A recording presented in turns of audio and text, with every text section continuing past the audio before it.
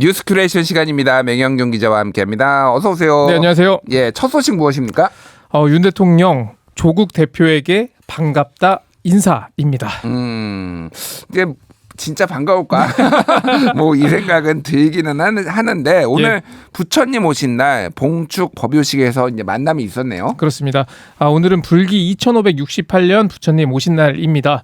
이 부처님 오신 날 법요식은 정치권 인사가 총 출동하는 행사이기도 하고 또 저희가 뭐 천주교 방송이지만 이웃 종교의 축제의 날에는 또 함께 축하해야 되지 않겠습니까 하는 마음에서 좀 이 뉴스 들고 왔고요. 거기서 있었던 일들 좀 이모저모 다 짚어보겠습니다. 예, 먼저 윤석열 대통령 축사 내용부터 보죠. 네, 윤석열 대통령은 나와 타인의 다름을 인정하고 서로 이해할 때 마음의 평화가 찾아온다라고 말을 했고요. 한 사람 한 사람의 마음이 평화로울 때 우리 사회도 더욱 행복해질 것이다라고 했습니다. 그러면서 저도 늘 부처님의 마음을 새기면서 올바른 국정을 펼치기 위해서 최선을 다하겠다라고 밝혔습니다. 한 부분 들어보겠습니다. 도움이 필요한 어려운 분들의 손을 더 따뜻하게 잡아드리고 민생의 작은 부분까지 꼼꼼하게 챙겨서 국민의 행복을 더욱 키우겠습니다. 예, 축사대로 하시면 정말 좋겠다 이런 생각이 좀 듭니다. 그런데 이번에도 김건희 여사는 참석하지 않았습니다. 그런데 김건희 여사가 언급이 됐다고요? 예, 지난달에 그 구한말 이후로 그 국외에 유출됐던 걸로 추정되던 그 석가모니불 진신사리 등이 그 원래 자리를 찾게 되는 일이 있었거든요. 예. 그러니까 지난해 윤 대통령이 미국을 국빈 방문했을 때 김건희 여사가 그 보스턴 미술관을 방문해서 이 사리 반환 관련 양국 논의 재개 뭐 이런 거를 좀 당부를 했었어요. 이후 관계기관의 논의가 이어졌고 그리고 지난달 18일에 우리나라로 다시 돌아오게 된 겁니다. 이에 대해서 조계종 총무원장 진우스님이 윤 대통령과의 사전 환담 자리에서 김 여사의 요청으로 인해 다시 모셔올 수 있었다. 감사하게 생각한다라는 얘기를 전한 겁니다. 예, 이런 미담이 있으면 사실 좀 나타나셔도 될 것 같은데. 그렇죠. 특히 불교계 행사는 좀 자주 참석했던 걸로 저는 알고 있거든요. 예, 예전에도 자주 참석을 했는데 아무래도 정치적 부담, 요즘 사법 리스크, 소위 말하는 이것 때문에 조금 자맹이 이어지고 있는 거 아닌가, 조금 개인적으로 안타깝다 이런 생각이 듭니다.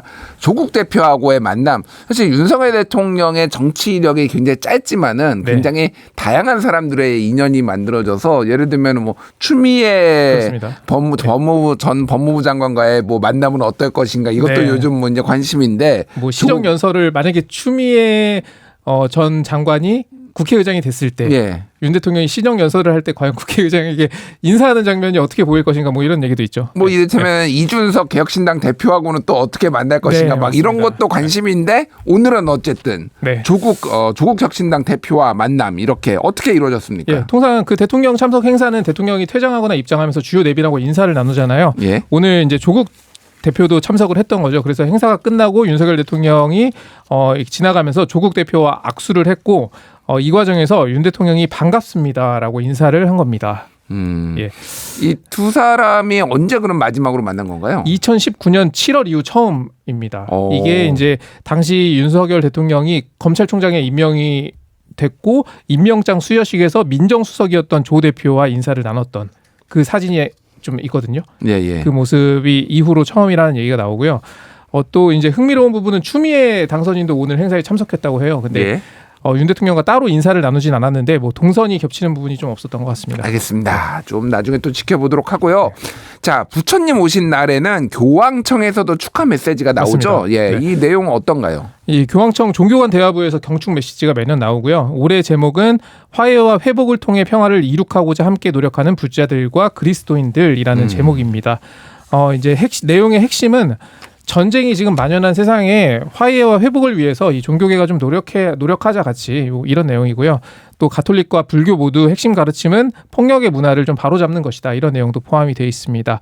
그래서 사실 이 메시지를 보면서 좀 느꼈던 점이 한반도 평화, 그 남북 관계에 있어서는 민간 부분, 특히 종교계가 했던 역할들이 좀 있거든요, 사실. 네. 정부 차원에서 하기 어려운 일들을 뭐 민간에서 먼저 만남을 시작을 해가지고 그런 게 이제 대화의 물꼬로 이어지기도 하고 그런 모습들이 과거에는 있었는데 지금 윤석열 정부에서는 힘에 의한 평화만 좀 강조하다 보니까 이런 노력이 좀 없는 부분이 좀 아쉬운 부분으로 남는 것 같습니다. 알겠습니다. 자, 다음 소식으로 짧게 짚어보죠.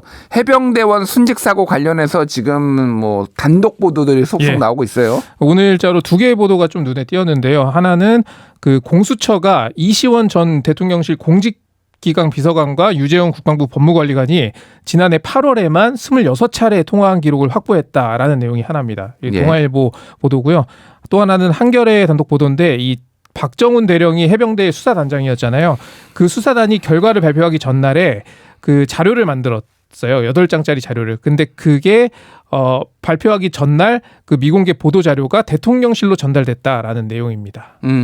근데 이게 언론 브리핑 자료가 전달됐다라는 거는 그 전에도 좀 있었던 내용 아닌가요? 맞습니다. 그러니까 대통령실에서 요청을 해가지고 수사 자료를 달라고 처음에는 했는데 네. 그거는 박정훈 대령이 수사단장이 줄 수 맞습니다. 없다라고 하니 언론 브리핑 자료를 요청을 하고 이건 어차피 금방 할 거니까 뭐 그렇게 논리를 펴서 이제 네. 용산에 이제 전달됐다 이런 것 같은데 일단 먼저 이제 통화 이시원, 유재원 두 사람의 통화 얘기부터 해보죠. 26번이면은 상당히 많은데 이게 맞습니다. 특정 기간에 집중이 됐다고요. 맞습니다. 그 8월 2일과 3일 그러니까 해병대 수사단 그 조사 결과를 경찰에서 좀 회수하려고 했고 회수했던 시점에 수차례 통화가 이뤄졌다라는 내용이 있었고요. 또 8월 7일에서 21일 그러니까 국방부 조사본부가 다시 검토하던 국면입니다. 여기서 10여 차례 통화가 또 이뤄졌고 또 VIP 경로 얘기가 보도된 국면에서도 10여 차례 통화가 이뤄졌다. 이런 내용입니다. 그러니까 이 이전에는 이시원, 유재은 이 두 사람의 전화 통화가 지금 없었던 없었다라는 거죠. 네. 걸로 지금 언론 보도가 나왔다면은 특정 기간에 특정 이슈를 가지고 얘기를 했다 이렇게 추정을 할 수가 있다라는 건데 또 한겨레 보도 방금 말씀하셨다시피 대통령실에서 예. 해병대 수사단이 작성한 자료를 요청했다라는 거네요. 맞습니다. 그 최상병 익사사고 수사 경과 및 사건 처리 관련 설명이라는 제목의 좀 보도 자료인데요.